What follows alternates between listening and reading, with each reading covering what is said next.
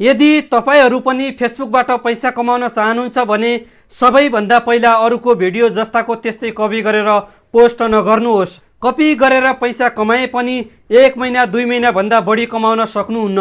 अरूको भिडियो जस्ताको त्यस्तै कपी गरेर पोस्ट गर्दा तपाईको आइडी सस्पेन्ड पनि हुन सक्छ। सधैँभरि फेसबुकबाट पैसा कमाउन चाहनुहुन्छ भने आफै मेहनत गरेर राम्रो भिडियो बनाउन सुरु गर्नुहोस्। अरूको भिडियो कपी गरेर जस्ताको त्यस्तै पोस्ट गर्नु भनेको नेपालका भ्रष्टाचारी नेताहरू भन्दा पनि महाभ्रष्टाचारी जस्तो लाग्छ मलाई यसो अध्ययन गर्दाखेरि। सके मेहनत गरौँ, नसके आफै बुझ्नु होला।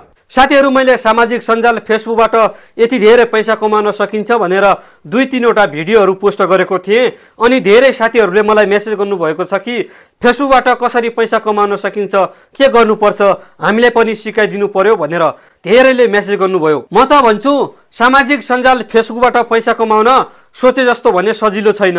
फेसबुकमा तुरुन्त भिडियो हालेर पैसा कमाइ हुँदैन। फेसबुकबाट पैसा कमाउनको लागि कति महिना कति वर्ष मेहनत गर्नुपर्छ।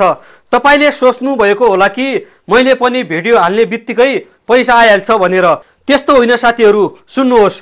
तपाईले आजैदेखि फेसबुक पेज वा प्रोफाइललाई प्रोफेसनल मोडमा फेसबुक क्रिएट गरेर राम्रा ओरिजिनल भिडियोहरू बनाउन सुरु गर्नुहोस्। त्यसपछि बिस्तारै तपाईको भिडियोहरू भाइरल हुँदै जान्छ र तपाईको फलो पनि बढ्छ। त्यसपछि तपाईलाई बिस्तारै फेसबुकले कन्टेन्ट मोनिटाइजेसन दिन्छ। मोनिटाइजेसन मिलेपछि मात्रै तपाईले पोस्ट गरेको भिडियो फोटोबाट कमाइ सुरु हुन थाल्छ।